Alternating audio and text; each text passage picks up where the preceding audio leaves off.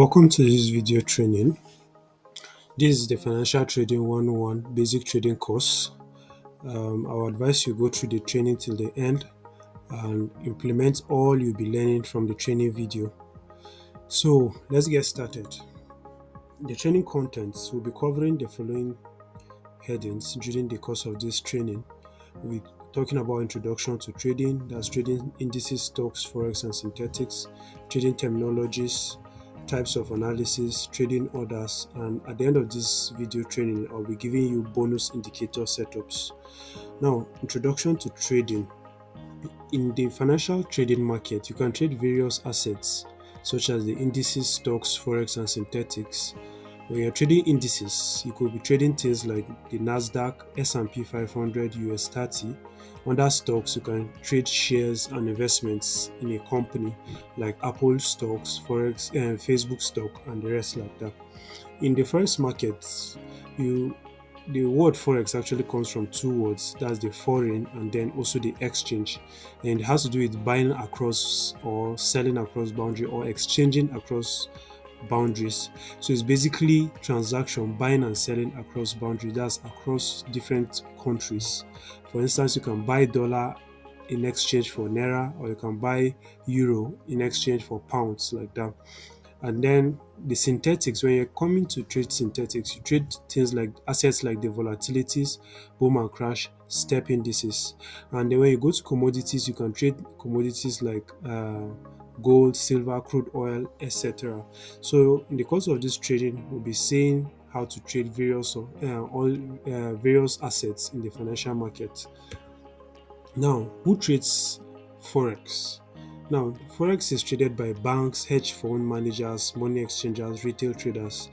And retail traders are basically traders like you and I, people who trade the market on a smaller scale. While banks and hedge fund managers and money exchangers are people who trade the forex market in a larger scale. Now, fun facts about the forex market. First is it is a 24 hours market. That means the market runs throughout the whole day. You can wake up 1 a.m., trade the market, wake up 5 a.m., trade the market. You can trade the market 12 p.m., that's 12 noon, or 10 a.m. in the morning, or 3 p.m. in the afternoon. Anytime you can actually wake up and trade the forex market. Now, it's a low transaction cost market. Low transaction cost because you don't have to pay any extra money before you can start trading the forex market. With just your capital, you are good to go. No commissions or clearing fee. That means you don't have any money. Nobody's going to ask you to pay any certain commission before you start trading anything. No, just your capital is all you need. No fixed lot size. The lot size simply has to do with your risks in the market. That means no one controls the risks. You don't have any controlled risks. You choose the risks you want to you can afford when going into the market. Then leverage. Leverage simply means uh, you are given the opportunity to trade in a bigger scale, even if you have a small capital to trade with. And then it is a decentralized market. No one can corner the market. This market is not controlled by an individual, so no single person can wake up one day and corner the forex market. That's one good thing about trading. No one can wake up and corner the market themselves. Now, terminologies in forex, we have what we call the forex brokers, currency pairs, pips, lot size and volume, bid and ask prices, spread, indicators, bulls and bears. So we'll be looking at these various terminologies in the course of this video training. Now, forex brokers, these are firms or organizations that give us trading access to the main forex market. The main forex market, you can't just wake up and trade it on your own. You have to have access to it. So these forex brokers, they are basically firms and organizations or companies that give us access to trade in the main forex market itself. There is these companies that give us the leverage I talked about earlier on. They're the ones that give us leverage to be able to participate in the main forex market, because initially forex was only traded by big banks and hedge funds, people who have large sums of money. Retail traders could not trade the forex. So with the forex brokers coming into place, that's where you can see that retail traders like you and I can begin to trade the forex market. Now, some forex brokers which I will recommend are FXTM, Deriv, hot forex, and there's one other one called handtech. But these three are the major ones I will recommend you can get started with. Now, currency pair. All transactions in the forex market involve the simultaneous buying and selling of two particular currencies. You have to mark the word simultaneous buying and selling, because when in the forex market, when you are buying one particular currency, you are actually selling another one. That's, you're exchanging one currency for the other. So it is a simultaneous buying and selling. As you buy one, you're automatically selling the other. As you are selling one, you're automatically buying the other one. So these are called currency pairs. A currency pair is a combination of two different currencies. For instance, or example, Euro USD, that's Euro in combination with United States dollar, or Great Britain pound with US dollar, or Australian dollar with Japanese yen, or New Zealand dollar with Canadian dollar. These are currency pairs. In the forex market, you always see them coming together like this. Why? Because you are exchanging one for the other. Now, a currency pair consists of two major parts. There's what we call the base currency. This base currency, this is the currency on the left hand side of the currency pair. For example, euro in the euro USD pair is the base currency, because why? It is on the left hand side of the currency pair. You'll find out why it is called the base currency later on in this video. Now, the other part is called the quote or counter currency. This is usually the currency on the right hand side of the currency pair. For example, the US dollar in the euro USD pair is called the quote or counter currency. Now, there's what we call the pips. A pip is simply the smallest unit in which price of a currency pair can change. That's the smallest change in price. Let's say, for instance, you wake up and you hear that in comparison to naira, you say $1 is equivalent to 1,000 naira. Then 2 hours later, you wake up and you now hear that okay, $1 is now equal to 1,050 naira. So the smallest increase in price of a currency pair is known as the pip. And this pip fully means percent in price, or percentage increase in price. So it is the smallest increase or decrease in the price of a particular currency pair. There are different ways to calculate pips.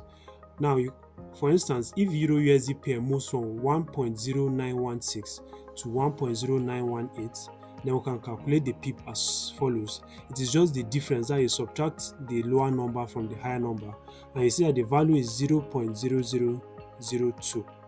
That's 2 pips, because we're talking about the smallest increase. That's the last digit. You pick the last decimal, because we're talking about, you remember, pips is the smallest increase. So we're not going to pick the largest decimal, but the smallest decimal, and that will be our value of pips. So this change in price gave us 2 pips.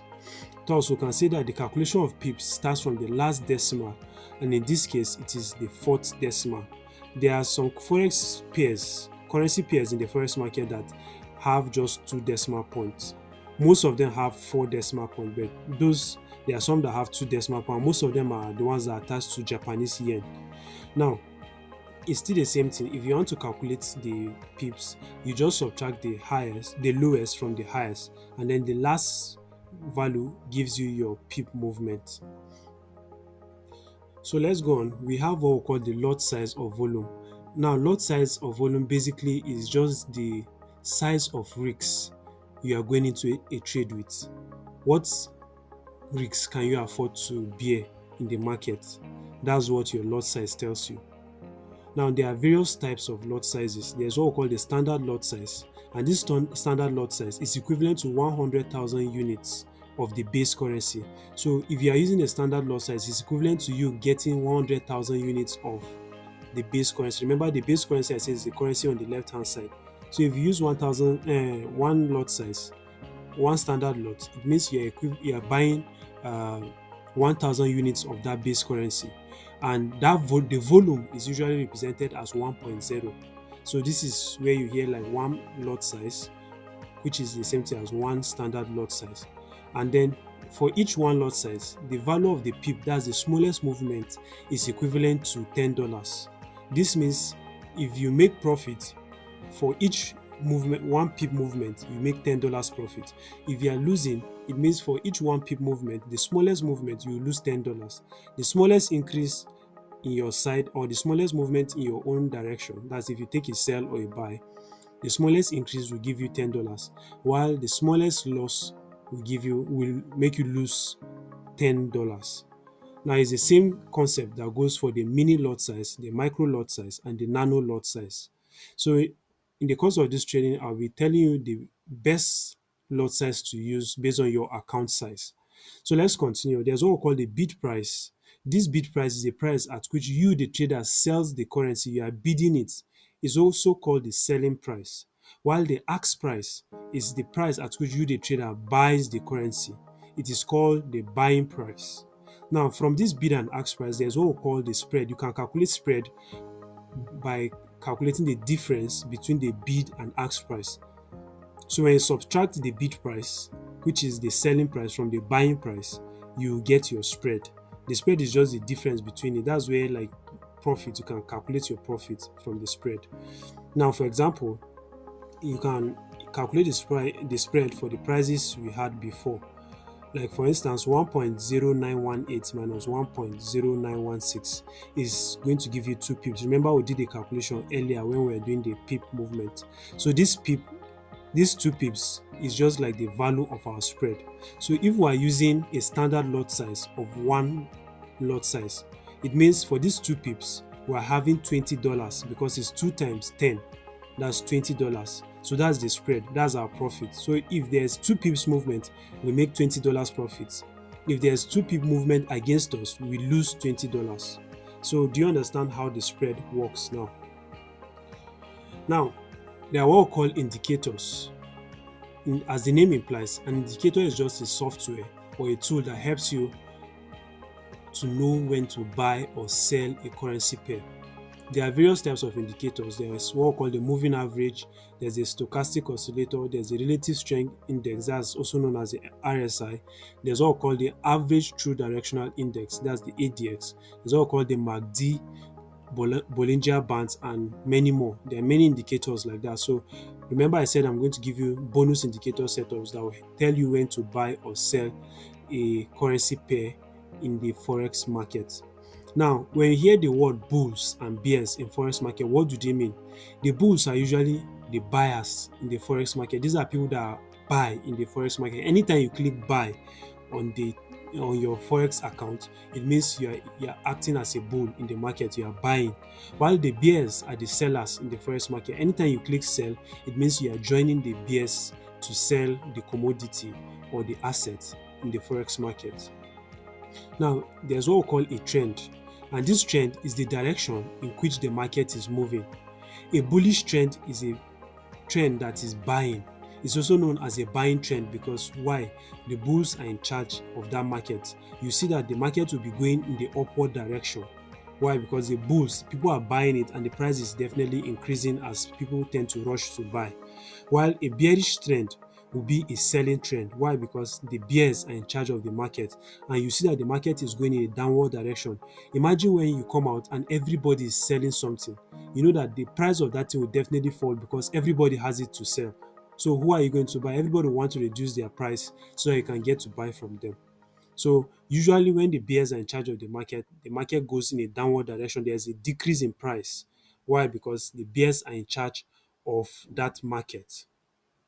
So this is just the first part of this video.